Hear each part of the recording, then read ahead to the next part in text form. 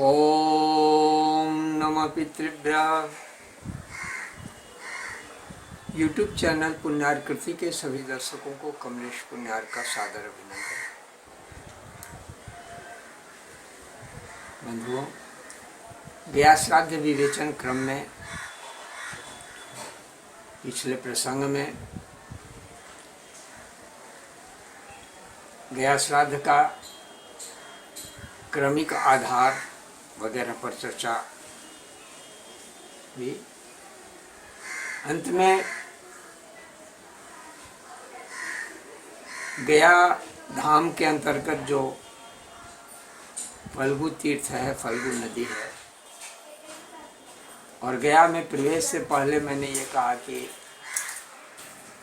पुनपुन जहाँ भी रास्ते में जिस दिशा से आप आ रहे हैं तदनुसार जहाँ भी, जैसे पश्चिम से आने वालों के लिए गया से 67 किलोमीटर करीब पहले पुनपुन नदी पार करने का अवसर मिलता है। इधर पटना के रास्ते से आने वाले के लिए पुनपुन स्टेशन है। तो जिस दिशा से भी आप आते हैं पहले पुनपुन पार करने से पहले वहाँ आपको रुक जाना चाहिए, पड़ाव ले लेना चाहिए, और वहाँ पुनपुन पर एक बार तर्पण और एक पार्वण श्राद्ध होना चाहिए। इसके बाद माने यहाँ आकर के आगे का क्रम शुरू होता है। आपके पहले दिन के क्रम में होता है कि फल्गु नदी के किनारे पहला तर्पण होता है, वो तर्पण है वो। इसके बाद पिंडदान है। इस क्रम में ये बात जिज्ञासा हो सकती है कि भाई ऐसा क्या मतलब है, क्यों ये फल्गु, गया में फल्गु नदी है, फल्गु का महत्व तो थोड़ा ये हो, लेकिन पुनपुन में पहले का क्या मतलब है? पुनपुन पार न करें पहले ही पिंडदान कर लें। इतना ही नहीं, मजे की बात यह है कि कई, और वो गलत, वो भी बिल्कुल निराधार नहीं है, गलत नहीं है। पुनपुन और फल्गु की बात मैं अनिवार्य रूप से कहा, इसका विकल्प नहीं है। आपको पुनपुन गया प्रवेश से पहले पुनपुन में तर्पण श्राद्ध और श्राद्ध करना ही है। गया पहुंच जाने के बाद पुरोहित, तीर्थ पुरोहित से आशीष लेने के बाद, आदेश लेने के बाद आपको पहला तर्पण फल्गु में करना ही है। लेकिन कहीं कहीं ऐसा भी मिलता है, ये भी शास्त्र सम्मत है, जैसे उन्हें वो विकल्प में अगर करें तो बहुत अच्छी बात है, नहीं करें तो भी कोई उतना हर्ज नहीं है। जैसे आप रास्ते में कोई भी अन्य तीर्थ मिल रहा है, अब जैसे पश्चिम से आ रहे हैं, किसी को रास्ते में प्रयाग तीर्थ मिलेगा, ऐसा तो सब जगह छोटे छोटे चीजें, लेकिन बड़े तीर्थ पौराणिक स्थल जो कुछ हो उनकी बात नहीं कर रहा हूँ। तो प्रयाग तीर्थ मिला, वाराणसी जो इस पृथ्वी पर हो करके भी पृथ्वी पर नहीं है, माने ये सब सर्वाधिक सर्वश्रेष्ठ, किसकी श्रेष्ठता, अलग अलग तीर्थों की फिर तुलनात्मक श्रेष्ठता की बात ही बेमानी है। इस तरह से तीर्थ जो मिल रहे हैं, तो ये भी है कि उन तीर्थों में भी थोड़ा पड़ाव लेकर के वहाँ भी यथासंभव तर्पण और एक पार्वण कर लें, अच्छी बात है। जितने दूर से लोग आ रहे हैं और रास्ते में जितने भी प्रधान तीर्थ, अब इधर से कोई जाएंगे, किसी को हरिद्वार ऋषिकेश वगैरह रास्ते में मिलेगा। तो इस तरह से जो प्राचीन तीर्थों की, मैं हर जगह जो बड़े बड़े मंदिर, अब आधुनिक मंदिर जो बन गए हैं, मैं उनकी बात नहीं कर रहा हूँ, जहाँ जिनकी तीर्थ संज्ञा है मैं उनकी बात कर रहा हूँ। इधर मध्य प्रदेश कोई सिप्रा पार करके आ रहे हैं, महाकाल के दर्शन का उनको अवसर बीच में मिल रहा है। तो इस तरह से जो तीर्थ यत्र तत्र पूरे भारत में पूरे जो फैले हुए हैं, दक्षिण से जो आ रहे हैं, रामेश्वरम, जो पास का जो भी तीर्थ, जिसको पार करके गया पहुंचने के रास्ते में जो पड़ रहा है, उन तीर्थों पर पड़ाव लेकर के वहां भी तर्पण और पार्वण करना चाहिए। करे तो बड़ी अच्छी बात। लेकिन ये गया में नगर में प्रवेश से, गया धाम में प्रवेश से पहले जो पुनपुन है, वहां तो करना ही है, इसका विकल्प नहीं है। कभी लोग भी, आचार्य लोग भी, कर्मकांडी भी राय दे देंगे, वो तो जजमान को खुश करने के लिए, जजमान जिसमें हमारा खुश रहे, शास्त्र से उन्हें, हाँ हाँ कोई दिक्कत नहीं, अरे पुन छोड़िए ना, अब चलिए फल्गु में पुन वाला भी फल्गु में ही कर लेंगे, कैसे करें, क्या तो पुन वाला भी फल्गु में कैसे।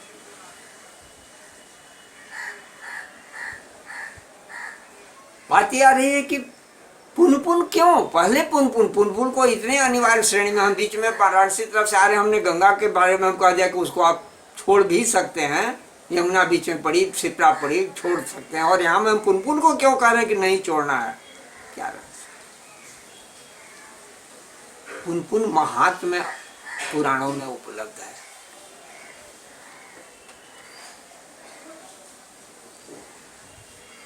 पुन के उद्भव पर थोड़ी चर्चा कर लें। इसका नाम, ये पुनः पुनः पुनः पुनः की बात है, भूल है, पुनः पुनः पुनः, बार बार। और इसका एक नाम आदि गंगा है, मतलब कि पुन नदी का अवतरण पृथ्वी पर, इस भूलोक में तब ही हो चुका था जबकि गंगा का भी अवतरण नहीं हुआ।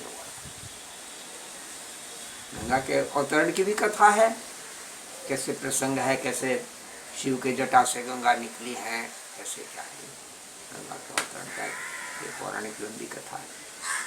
यहाँ पुन का प्रसंग है, इसलिए पुन की थोड़ी संक्षिप्त चर्चा कर दूं। बिहार प्रांत में औरंगाबाद, बिहार एक जिला है, औरंगाबाद जिले के पास छोटा सा एक गाँव है, टंडवा। एक टंडवा और है उधर पलामू में है, उस टंडवा नहीं, औरंगाबाद जिले में जो टंडवा है वही एक छोटी छोटी कुछ पहाड़ियाँ एकदम साधारण सी जगह में, और अचानक ऐसा वहाँ लग रहा है कि पृथ्वी से फवार, पहाड़ी इलाका, छोटे छोटे पहाड़ियाँ हैं आसपास, क्षेत्र पठारी कह सकते हैं। तो वहाँ अचानक जमीन से किसी के खेत है, मतलब एक समय में वहाँ पर आसपास में अगल बगल खेत है, वो निकल रहा है जमीन से फुहारा जैसा, 2-3 छोटे छोटे चुआन जिसको बोलते हैं, और आगे क्रमशः बढ़ते बढ़ते वो नदी का स्वरूप, वहाँ तो बस सीमित है नाली की, आगे बढ़ते बढ़ते उसका स्वरूप बदलता जा रहा है। और कमोबेश अभी जो नदियों की जो दशा जो सर्वत्र है, गंदगी और अतिक्रमण वगैरह वगैरह के शिकार हैं, वो एक अलग कहानी है। तो इसके बाद भी पुन में कमोबेश पूरे वर्ष जल उपलब्ध रहता है, कहीं अधिक मात्रा में, कहीं कम। इस पुन के उत्पत्ति का एक बड़ा रोचक प्रसंग है, इसलिए वो रोचकता मुझे आकर्षित कर रही है कि इसको साझा करूं आपसे। और ये बहुत चर्चित नहीं प्रसंग है, इसलिए भी साझा करना अच्छा लग रहा है। पुराण वगैरह का अध्ययन मनन करने वाले लोग जानते हैं, लेकिन सामान्य जन के लिए ये आदि गंगा और इतना महत्व इसको क्यों दिया गया। पुराणों की कथाएं हैं, देवता भी सभी जो हैं, यक्ष रक्ष गंधर्व देव किन्नर जो भी हैं, समय समय पर अपने वो भ्रमण कर रहे हैं, सर्वत्र भ्रमण करते हैं। हमारे आंखों में ये शक्ति नहीं है कि हम उन्हें देख पावें। हम अपने शक्ति को यदि विकसित कर लें तो देख सकते हैं। शिव पार्वती भूलोक पर भ्रमण कर रही थी। अब यहाँ पर देखिए, अब वो क्या है कि किसी चीज की महत्ता को सिद्ध करने के लिए, किसी चीज को स्पष्ट करने के लिए, उसकी उपादेयता को समझाने के लिए कुछ और बातें करनी होती हैं, कुछ ईश्वरीय लीलाएं होते रहती हैं समय समय। ऐसे तो सर्वत्र समस्त पूरी सृष्टि ही ईश्वर की लीला है, इसके अलावा कुछ नहीं है, खेल के अलावा कुछ नहीं। वो बच्चा मिट्टी से जैसे खिलौने बनाता है, तोड़ता है, फेंकता है, फिर बनाता है, ये करता है, वो सृष्टि।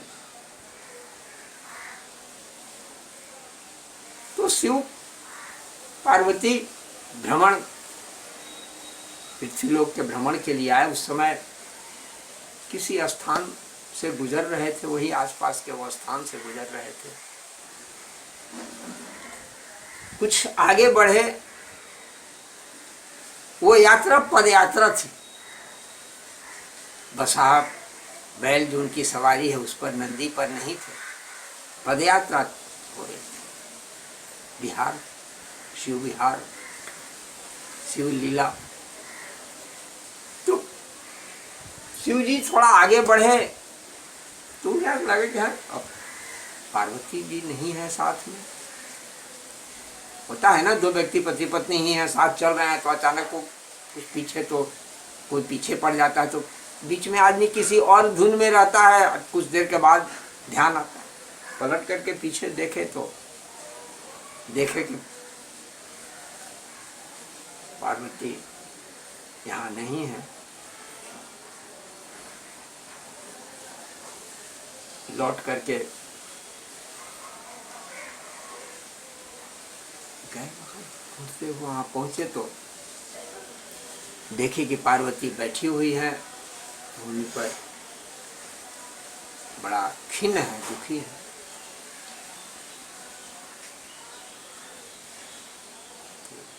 लीला तो लीला है भाई, पार्वती भी अगर उस भाव से कहेंगे तो पार्वती भी समझ रही है, शिव भी समझ रहे हैं। ये तो लीला, मानव के कल्याण के लिए, कुछ उपदेश मानव को देने के लिए कुछ लीलाएं ईश्वर करते रहते हैं।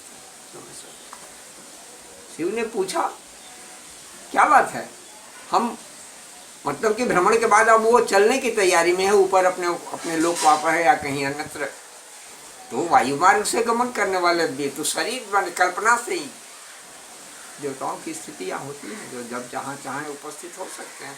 उनको किसी यात्रा भी नहीं है, कोई सवारी लेकर के वो सवारी वाली गति से चल रहे हैं। नंदी उनकी सवारी है, तो ऐसा थोड़ी है कि एक सामान्य बैल की चाल से वो चल रहे हैं।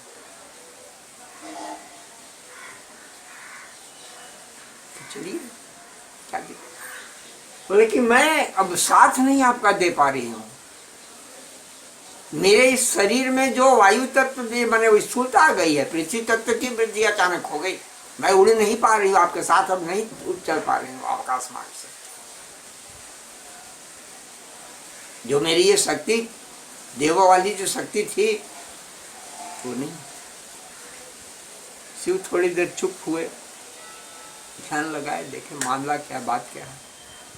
तो हो ये पार्वती, तुमसे तो बड़ी अनजाने में बड़ी भूल हो गई, उसी का ये दंड है कि अब तुम्हारी ये शक्ति क्षीण हो गई। कोई चिंता की बात नहीं है, बहुत जल्दी ठीक हो जाएगा।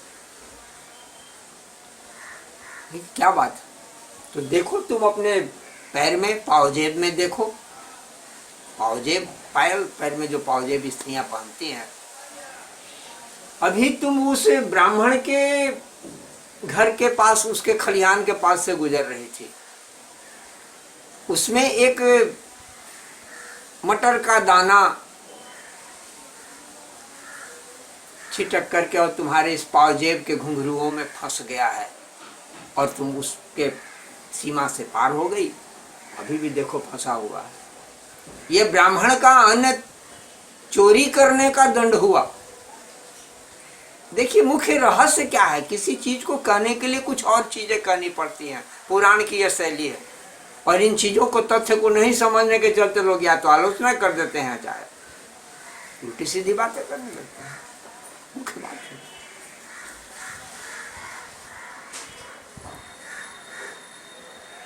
चोरी की परिभाषा, आज के समय में हमारी चोरी की परिभाषा बदल गई है। किसी भी दूसरे व्यक्ति के सामान को बिना उसके अनुमति के ग्रहण कर लेना चोरी के दायरे में आता है। इसकी एक बड़ी रोचक प्रसंग है, द्वापर के लिए जो शंख लिखित स्मृति है इस पर बकायदा। फिर कभी प्रसंग में वो कथा आपको मैं सुनाऊंगा कि क्या। अभी यहाँ पार्वती वाला ये प्रसंग रोचक आप सुने, इसको निकालो और अब इसका सब बोले कि उपाय क्या है, क्योंकि उपाय तो सब चीज का है, समस्या है तो समाधान भी है। प्रायश्चित करो। क्या प्रायश्चित है, तो जाओ उस ब्राह्मण के पास, ये दाना लेते जाओ, पायल में से निकाल करके उनके आगे रखो कि मेरी भावना नहीं थी चोरी करने की, अनजाने में ये भूल हुई है मुझसे, आप मुझे क्षमा करें। वो क्षमा कर देंगे तो ठीक है, नहीं तो वो जो आदेश देंगे, वो जो दंड देंगे तुमको भुगतना होगा। चोरी तुम उनकी अपराधी नहीं हो ना, तो सजा तो वही सुनाएंगे। आज वाली बात तो बड़ी है कि सारे न्यायालय जाके चले जाइए, कोर्ट में लटकते रहिए 10 वर्ष 20 वर्ष 50 वर्ष में, आपको जैसा आपको जो मन होगा सुनाते रहेंगे। ये व्यवस्था हमारी सनातन व्यवस्था नहीं है। ये विकृत समाज की व्यवस्था, तात्कालिक व्यवस्था है, विकृति है। न्याय व्यवस्था हमारी अद्भुत थी पहले।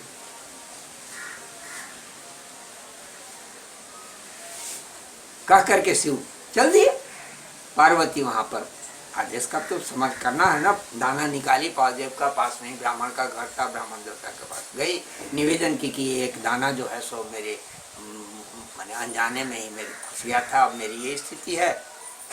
परिचय नहीं दे रही हैं, परिचय देने में तो फिर बहुत समस्या हो जाएगी ना। उसके सामान्य नारी के रूप में वहां पहुंची है। ब्राह्मण कुपित हुए, तुम माफी चाहती हो, अनजाने में ले ली हो, तो अब रूप नहीं है, पार्वती अपने स्वरूप में नहीं है ना, सामान्य नारी के रूप में है। बोले कि अनजाने में और जाने में क्या मतलब है? एक दाना लेकर के पार हो गई मेरे खलिहान से, दंड तो इसको भोगना पड़ेगा। स्वीकार है प्रभु, मुझे इस पाप का प्रायश्चित तो करना पड़ेगा ना, आप आदेश दें। बोले कुछ नहीं, आदेश क्या है, बस मेरे यहाँ तुम सेविका का कार्य करो, धीरे धीरे धीरे तुम्हारे ये पाप का प्रायश्चित स्वतः हो जाएगा। सेविका बन गई। एक दिन की बात है कि कुछ सेविका के रूप में जब खाना बनाना है, झाड़ू पोछा करना है, सारा भोजन बनाने का काम है, कहीं किसी चीज में नमक मिर्च वगैरह कुछ ज्यादा पड़ गया, क्या हुआ, इस तरह की कोई घटना हुई। ब्राह्मण बहुत कुपित हुए, आवेश में क्रोध में आकर के वो लकड़ी उठाए, प्रहार कर दिए। भागो यहाँ से, तुम सेविका के लायक भी नहीं हो, भागो यहाँ से तुम। भागो यहाँ से तुम मतलब कि ये आवेश में उन्होंने भगा रहे हैं। अभी पाप उसका शेष है, पाप का प्रायश्चित नहीं हो पाया है। बाहर जाकर के पार्वती बेचारी कहीं एकांत में वहीं आसपास की पहाड़ियां बैठ करके बिलख रही है, रो रही है। तो प्रसंग ये है कि उन पार्वती के रुदन से जो अश्रु बूंदे जो टपकी हैं, और चूंकि वहां लौट करके तो पुनः जाने की बात हुई नहीं है, पाप का प्रायश्चित पूर्ण हुआ नहीं है, अब उनको ये रुदन से हो रहा है, पाप धुल रहे हैं। तो लंबे समय तक चूंकि पार्वती का वहां विलाप होते रहा है, वही पुनः की जब इस तरह से उनका पाप प्रायश्चित हो गया, शिव उपस्थित हुए हैं, पुनः उन्हें स्वागत पूर्वक अपने धाम ले गए हैं, कैलाश धाम, और आशीष दिए हैं कि आज से तुम्हारी अश्रु बूंदों से ये जो अश्रु बूंद जो प्रवाहित हुए हैं, ये एक नदी का स्वरूप ले लेगी, और ये मगध क्षेत्र में गुजरने के लिए, मगध क्षेत्र से होते हुए ये पूरे नदी गुजरी है तुम पुनः, और ये तुम्हारे बने लोक कल्याण के लिए, ये मगध के कल्याण के लिए। मगध बहुत तरह से, कई तरह के मगध का एक अलग प्रसंग है, मगध महात्म्य है कि वो क्या क्या मगध शापित क्यों क्यों कहा गया, और उसी क्रम में भी कि मगध जो शापित मगध है, शापित मगध का उद्धार करेगा उनको। तो और ये उस समय का प्रसंग है जिस समय पृथ्वी पर गंगा का भी अवतरण नहीं हुआ है। गंगा का अवतरण का प्रसंग तो काफी पृथ्वी पर जानते हैं कि बीच में गंगा कैसे लुप्त हुई और कैसे हरिश्चंद्र के उनके बाद उनके पूर्वजों अवतरण का प्रसंग कैसे अपने पूर्वजों के उद्धार के लिए स्कूल में जो हुए थे लोग किए थे। तो ये प्रसंग, तो ये पुनपुन का ये महत्व इससे प्रमाणित होता है। पुनपुन को आदि गंगा कहा गया है, आदि गंगा, और फल्गु तो अंतःसलीला है। फल्गु तो सीता का शाप है। सीता के शाप का प्रसंग भी बहुत रोचक है कि जब वो राम गए हैं सामग्री की व्यवस्था में, पिंड सामग्री की व्यवस्था में, सीता वहाँ बैठी हुई है, समय श्राद्ध का बीत रहा है, चाहे काल निर्धारित काल होता है, वो काल व्यतीत हो रहा है, नहीं ये आ रहे हैं, पहुँचे हैं। और तब इस बीच में जो है सो महाराज दशरथ सीता की बुद्धि परीक्षा के लिए उपस्थित हुए हैं और हाथ निकाल करके वो मांग किए हैं। सीता ने उन्हें पिंडदान दिया, हाथ में न दे करके वहां पर कुशा का जो विधान है दिया है, आशीष दिए हैं दशरथ। इस प्रसंग को हम थोड़ा पहले भी हम कह चुके हैं, इसलिए यहाँ जल्दी में निकल रहे हैं। आशीष दिए हैं ये कहते हुए कि हाँ तुम्हारी बौद्धिक परीक्षा और सारी चीजें कि समय पर तुमने पिंडदान दिया, वो बालुका का पिंड दे दिया, हाथ पर न दे करके कुशा पर, जबकि कुशा के महत्व क्रम में भी ये बात आती है। इस बीच में राम पहुंच जाते हैं, ये काम खत्म हो गया, बातें दशरथ चले गए, पिंड मिल गया, चले गए। राम आते हैं थोड़ी देर में, पिंडदान तो मैंने कर दी, समय बीत रहा था, आप आने में पिंडदान कर दे, कैसे क्या दे, पूरी घटना बता गए कि ऐसी स्थिति हुई, पिताजी हाथ पसार करके मांग रहे थे, मैं ऐसे करके कुछ सामग्री था नहीं, पिंड दी। राम ने कहा कि ये तो बड़ा गलत हुआ। अब ये भी प्रभु की लीला है, कथाओं में बहुत ज्यादा इसमें भी लीला है, कहीं कुछ और वहां उस स्थान के महत्व की बात आ रही है, उषा के महत्व को दर्शाने की बात आ रही है। सीता ने कहा कि नहीं, ये तो फिर कौन, तुम्हें कोई देखा, कोई जाना, कोई साक्षी है तुम्हारा, तुमने ये कर्म किया? हाँ क्यों नहीं भाई, अब जिसे पूछिए। फल्गु के किनारे वो है, वो अभी भी पहाड़ी विष्णुपद के सामने सीता कुंड के नाम से है, वो पहाड़ी छोटा सा, पूछिए, फल्गु नदी से पूछिए, ये गौ माता है आसपास टहल रही है, गाय से पूछिए, ये पहाड़ है, पर्वत है, ये साक्षी हैं, वाकई साक्षी हैं, हम उन्हें नहीं समझ रहे हैं, हम उन्हें निर्जीव समझ रहे हैं। ये जरूरत पड़ता है तो सब यम के दरबार में, धर्मराज के दरबार में साक्षी के रूप में उपस्थित होते हैं। फल्गु ने अब वहां राम का मुंह देखा, राम की वरीयता थी कि अब राम के सामने सीता के साथ चल, हम तो नहीं देखे। गौ ने भी कहा हम नहीं देखे, फल्गु भी नकार गई, पर्वत भी नकार गया। सीता दुखी हुई, और दुख में कभी कभी आदमी नियंत्रण खो देता है, क्रोध में जैसे नियंत्रण खोता है, दुख में भी नियंत्रण खोता है, अनियंत्र। श्राप देती है फल्गु को कि आज से तुम्हारे जल का कोई माने जल पर प्लावन नहीं होगा। अंतः सलीला, अंदर अंदर है, फल्गु खोदने पर जल, जैसे अंतः सलीला दो ही है पृथ्वी पर, एक सरस्वती प्रयागराज में और फल्गु। गाय को भी कहते कि तुम सर्वभक्षी बनो, अग्नि को भी इस प्रसंग में है कि अग्नि को सर्वभक्षी, जो भी है अग्नि में हम डाल देते हैं। गाय भी, अब पहले ऐसा नहीं था, उससे पूर्व था, गाय जो है सो अब आज देखिएगा तो देहाती, जो देहात में घूम फिर कर रहने वाली महिला मुझ सब भक्षण कर रहे हैं। गाय को भी ये श्राप मिला पर्वतों के, भाई तुम्हारे पर्वतों की जो शोभा है, वृक्ष, गया के आसपास जो भी पर्वत है यहाँ पर वृक्ष न के बराबर है, उनमें वो हरियाली नहीं है जो अन्यत्र पाया जाता है। तो इस तरह से ये फल्गु और पुनपुन का ये महत्व प्रसंग, ये बातें हैं। आगे अगले प्रसंग में एक और भ्रामक चीज है, गया में मुंडन से संबंधित। अब ये पुनपुन और फल्गु के महत्व और ये की बात हो गई। ऐसा है, वायु पुराण के प्रथम अध्याय में ही जहाँ गया महात्मा वगैरह का सब जो प्रसंग आया है, वो का प्रथम प्रकरण के 23वें अध्याय में श्लोक है कि मुंडनम चोपवासश्च, मुंडनम चोपवासश्च सर्वतीर्थे स्वयं विधि वर्जयित्वा कुरुक्षेत्रम विशालाम वीरजाम गयाम, विशालाम वीरजाम गयाम। अब यहाँ गया शब्द है कि यहाँ मुंडन नहीं करना है। मुंडन का तो ये तो एक अंग है, हमारे श्राद्ध कर्म का अंग है, शुद्धि के लिए अनिवार्य है ये, अपरिहार्य, माने इसका कोई उपाय नहीं, मुंडन करना ही करना, दाढ़ी मूछ वगैरह विधिवत। लेकिन हाँ, एक ध्यान और रखना चाहिए कि इस तरह के कर्मों में जो मुंडन जो करती है तो उसमें कच्छ पच्छ विवत है।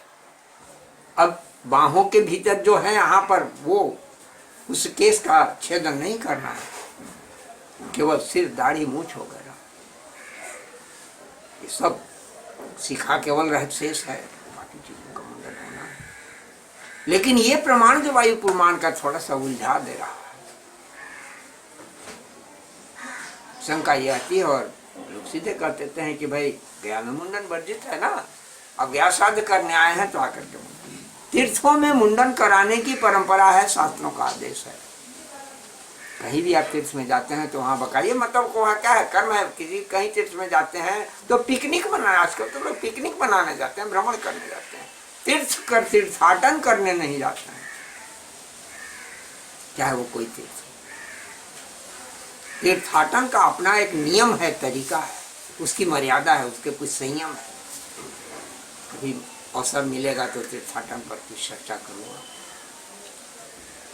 मुंडन कराना, पिंड दान देना, जो पिंड देने के जो अधिकारी हैं, घूमने हम तीर्थ करने के लिए गए हैं, पिता जिनके जीवित है, जिनको मतलब कि श्राद्ध कर्म का अधिकार नहीं, वो केवल दर्शन करेंगे, लेकिन जिनको श्राद्ध कर्म का अधिकार है वे बकायदा विधिवत हर जगह तर्पण वगैरह, तर्पण पिंडदान अन्य चीजों का जो दान वगैरह यथा शक्ति करेंगे। तो अब ये सवाल उठ रहा है कि गया में मुंडन, अब ये इस वायु पुराण के इस श्लोक का के अनुसार तो भाई गया में मुंडन नहीं करना है, ठीक है, मान लेता हूँ। अब इस मुंडन की इस पूरिया है, चूंकि इसमें भी कुरुक्षेत्र, विशाला, गिरजा, ये सारी चीजें आ रही हैं, सबके आलोचना, उसके व्याख्या में यहाँ मैं जाना उद्देश्य नहीं है। यहाँ हम केवल गया में मुंडन की वर्जना की जो बात की गई, इस पर बात कर रहे हैं। गया श्राद्ध करने लोग आ रहे हैं और मुंडन कर देंगे कि मैं यहाँ तो मुंडन बन, बिल्कुल ठीक है, यहाँ मान रहा हूँ। अब आप अभी तक जो हम प्रसंग आपको बता चुके हैं उस पर अब ध्यान दें। गया में मुंडन का आकर के हमें सवाल कहाँ है गया यात्री को, नहीं ना। आप अपने कुल देवता के स्थान से यात्रा शुरू किए हैं, वहां आपका पहला पिंड हुआ है, तर्पण हुआ अपने कुलदेव का, तो आप तो मुंडन वहीं करा चुके हैं, 2 दिन 3 दिन पहले आप मुंडन करा चुके हैं।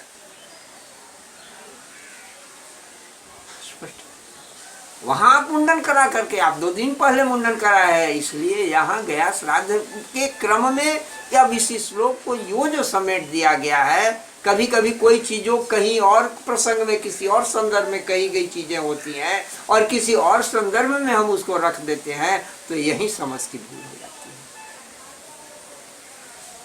तीर्थाटन प्रसंग में जहां ये बातें कही गई कि हम तीर्थ यात्रा पर निकले हुए हैं और उसमें सभी तीर्थों में मुंडन करना चाहिए, पिंडदान करना चाहिए तीर्थ यात्रा क्रम में, तो वहां पर की ये बातें कही गई कि सर्वत्र तो मुंडन करेंगे लेकिन इन 3-4 जगहों पर मुंडन नहीं कराएंगे।